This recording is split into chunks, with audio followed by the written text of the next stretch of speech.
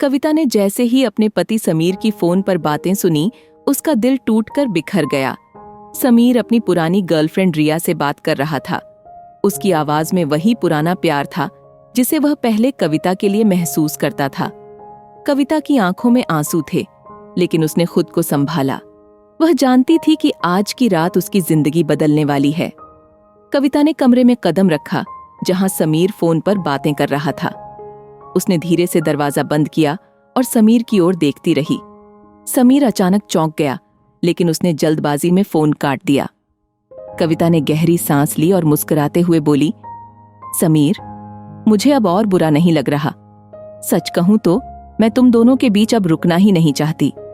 तुम इतने समय से मुझे धोखा दे रहे हो और मैं समझ चुकी हूं कि अब तुम्हारे लिए मेरी कोई अहमियत नहीं है। समीर कुछ कहने की कोशिश कर ही रहा था कि कविता ने उसका हाथ थाम लिया। चलो, अब रिया के पास चलते हैं। समीर की आंखों में हैरानी थी, लेकिन कविता ने उसकी बात सुने बिना उसे कमरे से बाहर खींच लिया। जब वे रिया के घर पहुंचे तो कविता ने दरवाजे पर दस्तक दी। रिया ने दरवाजा खोला और सामने कविता और समीर को देखकर स्तब्ध रह गई।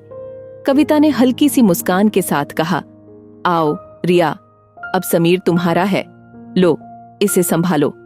उसने समीर का हाथ रिया के हाथ में थमा दिया। अब यह तुम्हारा हुआ रिया। ये इंसान तुम्हें खूब प्यार करता है, ये मैं जान चुकी हूँ, लेकिन इसके साथ कुछ जिम्मेदारियां भी आती हैं जो मुझे आज तुम्हें बतानी हैं। समीर और रिया दोनों अवाक खड़े थे और कविता ने अपनी बात जारी रखी। समीर को गैस, ब्लड प्रेशर, कोलेस्ट्रॉल और डायबिटीज जैसी कई बीमारियां हैं। इसे रोज समय पर दवाई देनी होगी। रिया घबराई सी बोली, ये तो तुम मजाक कर रही हो ना? नहीं रिया, कविता ने शांत स्वर में कहा, यह मजाक नहीं है। समीर को जब खाने में नमक थोड़ा सा भी ज्यादा हो जाता है तो यह खाना फेंक देता है। तुम्हें उसके खाने का खास ध्यान रखना होगा। समीर ने गुस्से में कहा, कविता, ये तुम क्या बकवास कर रही हो? कविता ने उसकी बात को नजरअंदाज किया और रिया से आगे कहा, समीर हर रात पीठ दिखाकर सोता है और पूरी रात खर्राटे भरता है। तुम एडजस्ट कर लोगी, मुझे पता है। रात भर गैस छोड़ता है, सो इस पर भी ध्यान देना। वैसे अब तो तुम दोनों एक हो तो प्यार में ये सब छोटा लगता होगा, है ना? रिया अब तक स्तब्ध थी, लेकिन कविता ने उसकी ओर एक शांत मुस्कान से देखा और कहा, तुम्हारी चैट मैंने पढ़ी थी। तुमने लिखा था, आई लव यू।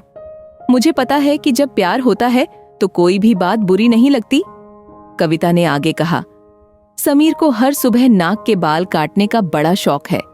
उसका ट्रिमर समय पर चार्ज करती रहना, नहीं तो दिन खराब हो जाता है इसका।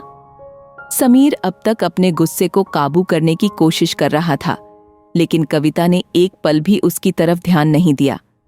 रात में इसे सोने के लिए तलवों की मालिश करनी पड़ती है, वरना इसे नींद नहीं आती। यह काम भी अब तुम्हारे जिम्मे है। रिया के चेहरे पर हल्की सी घबराहट थी। समीर ने कुछ कहने के लिए मुंह खोला, लेकिन कविता ने उसकी तरफ इशारा करके कहा, तुम्हें यह भी पता होना चाहिए कि गालियां देने में यह मास्टर है।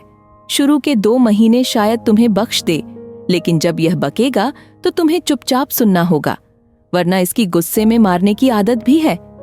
समीर का चेहरा लाल हो गया था। वह अब खुद को शांत नहीं कर पा रहा था, लेकिन कविता उसकी हर नाराजगी को नजरअंदाज कर रही थी। उसने रिया के हाथ में एक हार सौंपते हुए कहा, यह हार तुम्हें मैंने तोहफे में दिया था। इसे मत बेच देना, इसे मेरे पिता ने कर्ज लेकर बनवाया था। पहनना जरूर, तुम्हें आशीर्वाद मिलेगा। कविता ने गहरी सांस ली और समीर को फिर से रिया की ओर धकेलते हुए कहा, अब यह तुम्हारा है रिया, ले जाओ इसे। इसे जीतने में तुमने खूब मेहनत की है। कविता ने आखिरी बार समीर की ओर देखा। उसकी आंखों में कोई पछतावा नहीं था। उसने कहा, तुमने जो चुना है वह तुम्हें मुबारक हो। मुझे अब यह बोझ नहीं उठाना है। और बिना कुछ और कहे कविता वहां से चुपचाप चली गई। समीर और रिया एक दूसरे की ओर देख रहे थे, लेकिन उनके पास कहने के लिए कोई शब्द नहीं थे। कविता अपने जीवन में एक नया अध्याय शुरू करने जा रही थी, बिना किसी पछतावे या बोझ के।